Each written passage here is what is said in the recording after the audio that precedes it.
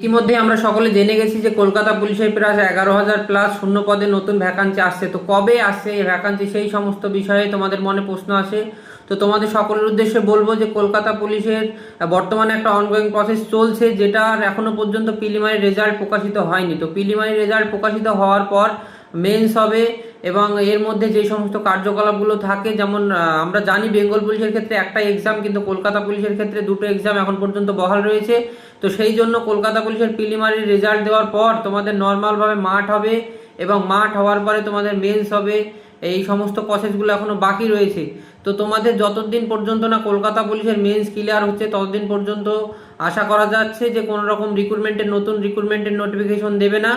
তবে সম্ভাব্য ডেট যদি তোমরা বলো, বা সম্ভাব্য তারিখ বিভিন্ন জায়গায় যেটা আমরা জানতে পারছি, সেটা হচ্ছে যে হয়তোবা কালী পুজোর পরপরই তোমাদের যে নতুন যে সামনের যে কলকাতা পুলিশের রিক্রুটমেন্ট, যেখানে ড্রাইভারের জন্য খুব একটা সুবর্ণ সুযোগ থাকছে।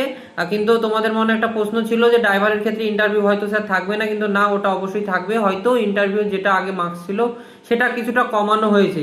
তো এই সমস্ত ইনফরমেশনের জন্য আমাদের চ্যানেলটিকে এখন সাবস্ক্রাইব করো এবং সঙ্গে থাকো। Thank you. জয় হিন্দ।